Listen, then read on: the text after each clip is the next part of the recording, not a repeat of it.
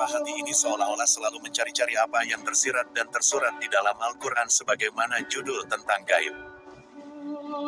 Gaib itu sesuatu benda yang tidak terlihat tetapi dapat kita rasakan. Dan gaib itu ternyata adalah perwujudan dari Maha yang diciptakan Allah Subhanahu wa Ta'ala dan diletakkannya di depan Asma 99. Menurut kajian saya misalkan Maha Agung, Maha Kuasa, Maha Kaya, dan lain sebagainya yang ada di depan Asma Allah Subhanahu wa Ta'ala. Dengan keajaibannya Allah yang Maha Gaib itu menciptakan yang tidak terlihat tetapi dapat dirasakan. Di mana menurut orang awam atau tidak memahami arti gaib taunya bahwa gaib itu sesuatu yang tidak terlihat. Namun saya Abdul Hadis bin Abdul Latif rasanya ada yang tersembunyi dari kata gaib itu dan ternyata bahwa gaib itu adalah Maha. Begitu juga salah satu asma Maha yang tidak diberikan kepada manusia itu salah satu asma Maha negatif untuk menguji pengakuan setiap diri manusia terhadap Allah Subhanahu wa Ta'ala sampai di mana pengakuannya kepada Allah Subhanahu wa Ta'ala ketika dijadikan manusia.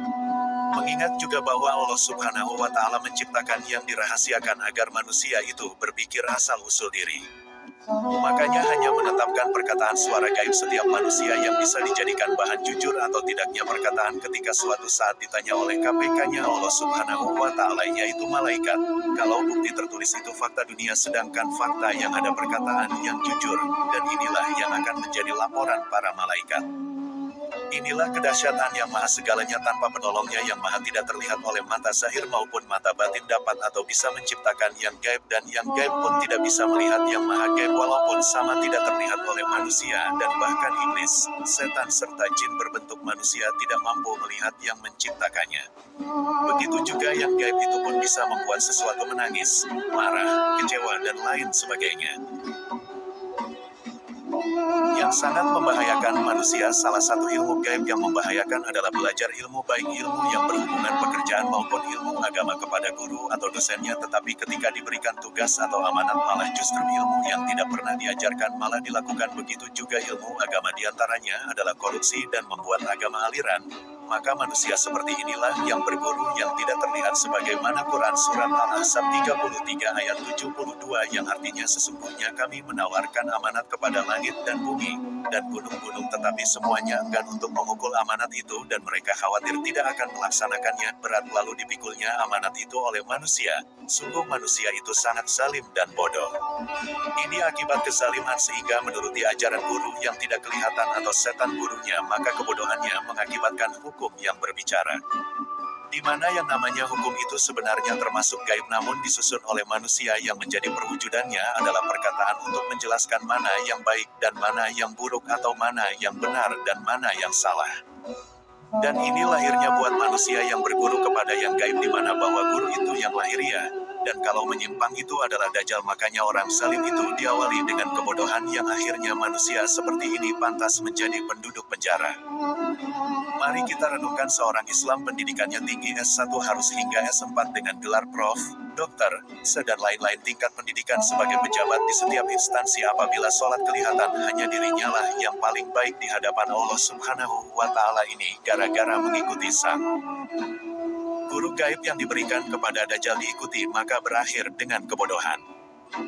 Jadi gaib itu sesuatu ciptaan Allah Subhanahu wa Ta'ala di mana letaknya atau tempatnya pun sama dengan tidak bisa ditebak ini khususnya roh dan rasanya manusia itulah Allah apa-apa kehendaknya sekali ucap kun fayakun lengkap dari hidup, sakit, rezeki hingga di mana kita mati hanya Allah Subhanahu wa Ta'ala yang menentukannya dan semuanya penciptaan ia tidak main-main dan tidak sia-sia sehingga berakhirnya di hadapan Allah Subhanahu wa Ta'ala. Dan siapakah Allah? Allah Sang Maha Gaib yang menciptakan alam gaib dan makhluk yang gaib bahkan menempatkan roh dan rasa pada jasad makhluknya itu kita tidak merasa.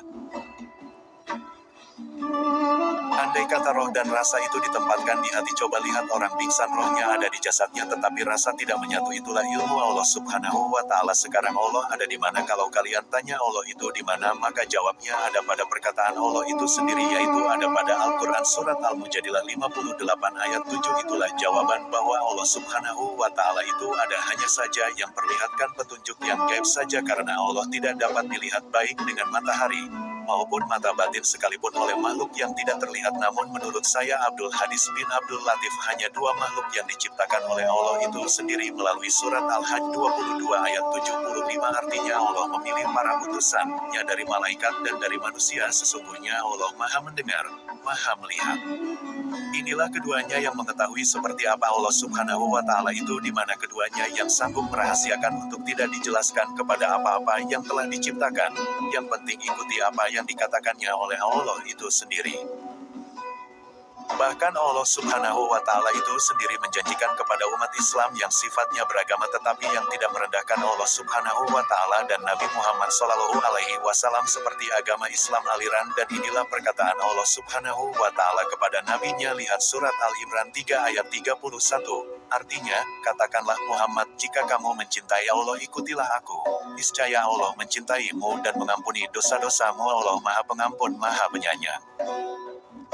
Dan inilah di luar negeri semua umat non-muslim, jutaan umat non-muslim berduyun-duyun menjadi mualaf karena bahwa firman Allah itu pasti tidak menyalahi janji. Mengingat semua para petinggi umat non-muslim itu merasa diri telah mati-matian untuk mengakui nabinya itu sebagai Tuhan.